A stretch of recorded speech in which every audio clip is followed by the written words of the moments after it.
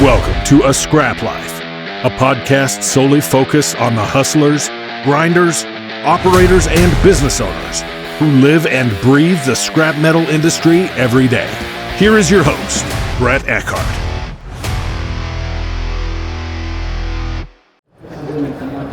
All right.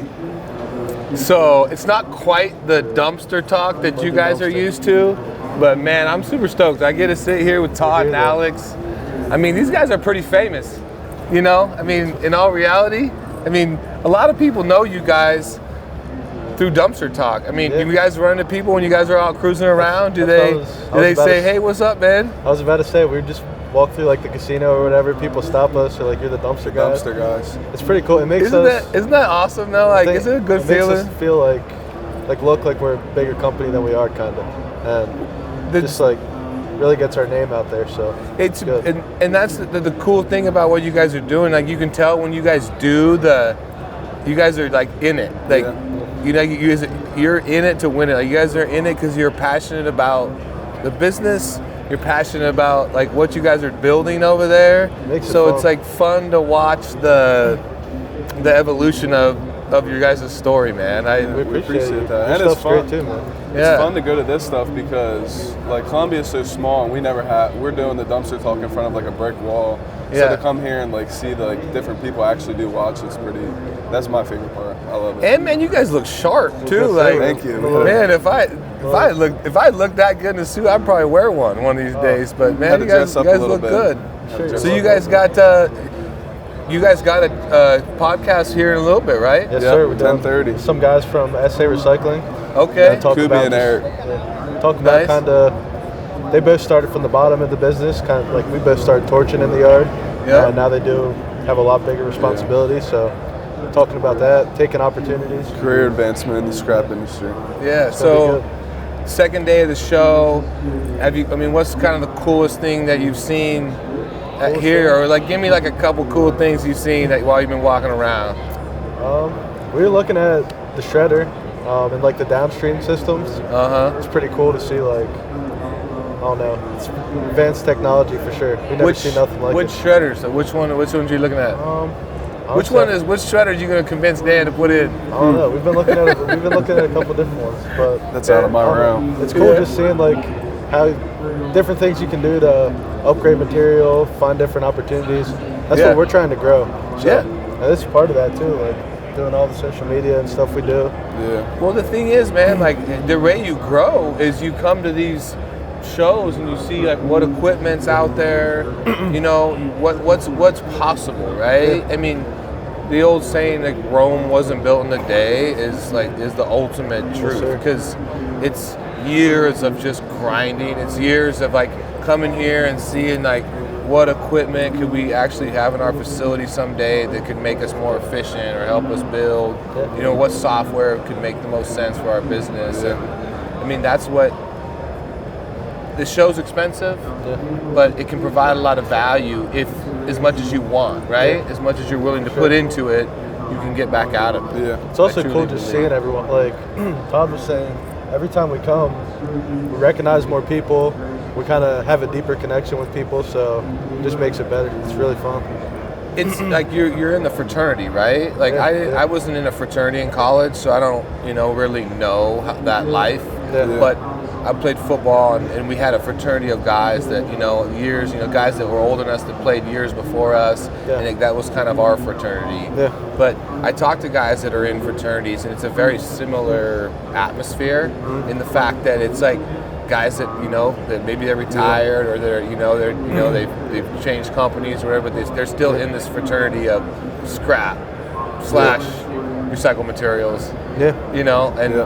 And you guys have kind of stamped your place in it by being willing to put yourselves out there and do stuff like dumpster talks and show up, man. You guys show up and contribute and be a part of it. Thank you. Sure. I think it's cool. Like, I think we met you 2 years ago here in Vegas.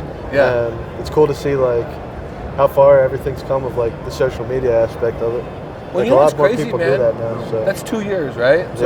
So if it's 2 years, like imagine what you can get done in 10. Yeah. Like you start to really wrap your mind around it, you know? And imagine how much opportunity you can create in 10. by just staying consistent and grinding. Yes, sir. You know, I think that's why it's so fun to market it too, because the scrap industry or recycled materials industry is like such a great industry to work in, and a lot of people don't know that. Like I never heard about the scrap industry in high school or anything like that. So we've kind of being able to put it out there, and like we'll have friends message us and be like I thought you guys were just working at a scrapyard. What are you doing all this cool stuff for? I'm like, it's not just like a junkyard. Like there's a lot of opportunity. It's just if you take it or not. Sure. It is. I mean, it's a little dirty. It's a little gritty, but it's also like you get to do a lot of stuff if you're willing to, you know, put the time in and put the effort in. And that's what I love about you guys is you guys are younger than me, obviously.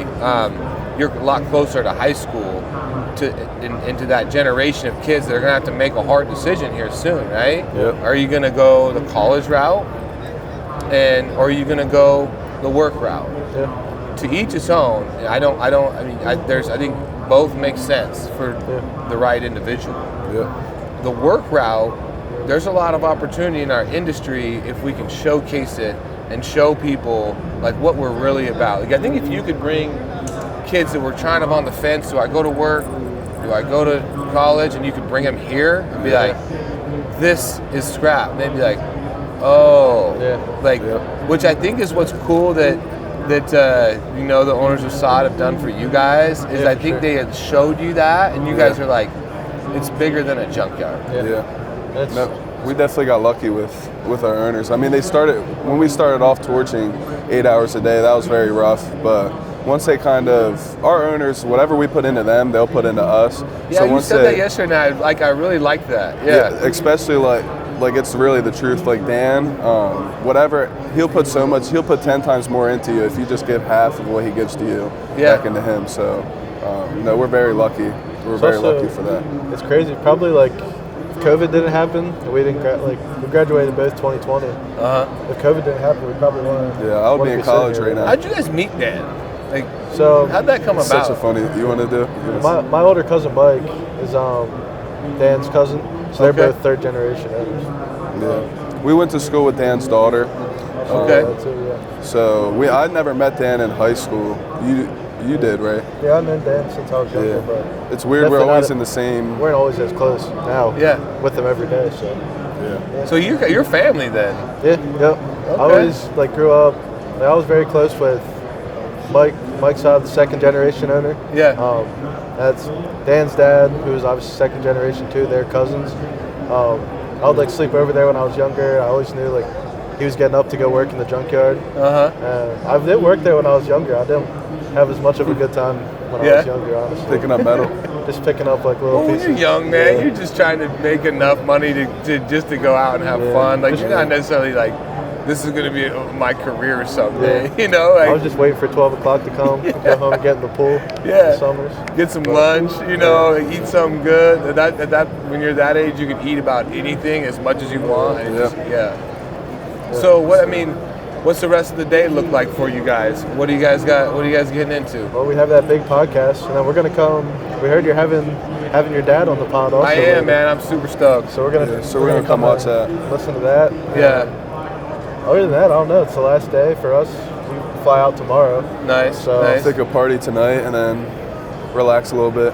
Yeah. Take it easy. So have you guys connected with anybody here that did you kind of wanted to, or what's been the? Yeah, we've met with a lot of customers we already have, and we set up some stuff with some new people we haven't met too. We went and seen a shredder that was a mini shredder, Zato shredder, 10 minutes away from here. Yeah. Visited a yard.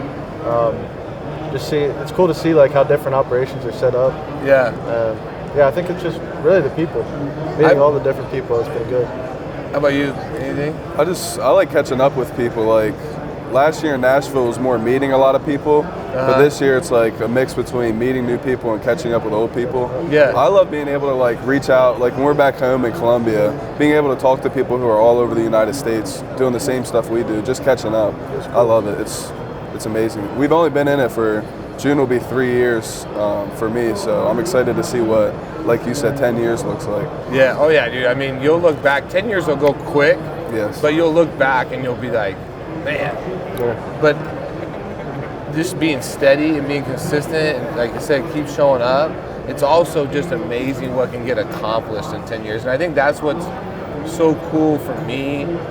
Like, I'm kind of living vicariously through you guys, in the fact that I get to, like, if I would have started like this, you know, when I was 22 and I graduated, and like, it would be awesome to go back and look at like those days, like when we were just, you know, 2 yards, you know, just trying to do anything we could to grow the business. Yes, sir. And I wish I could go back and look at those days, like, and have it on video, you know, because I think because we did a lot of crazy stuff, that we tried a lot of crazy stuff, just trying to do anything that we could, and I'm envious that you guys are going to have that opportunity. Be able to look back if you guys just keep going and keep basically documenting the story.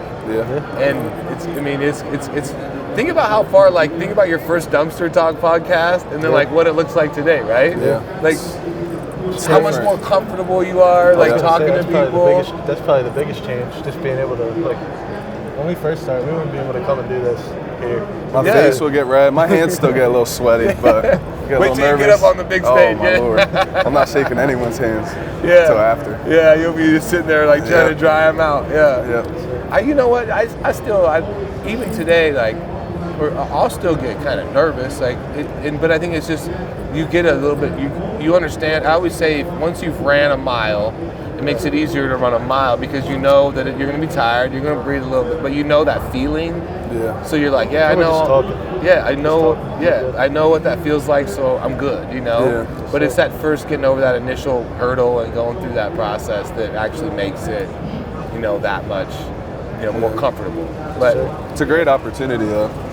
It's amazing. That's why I'm super stoked for you. You know, I'm excited. Like I said, I'm gonna keep watching, man.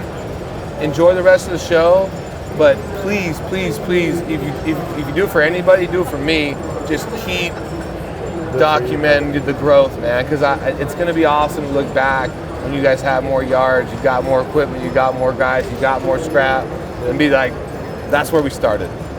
We appreciate that. That's awesome. And thank you for having us on here. I'm gonna do what I can, man. I'm trying to keep up with you guys. We have to get you in the dumpster. Dude, I'm gonna have. Nick and I have been hatching on a plan trying to get out there. So sounds good. Please believe it's gonna happen. Let's set it up. Thank you. All right, guys. Thanks for coming out. Thanks, man. Yes, sir.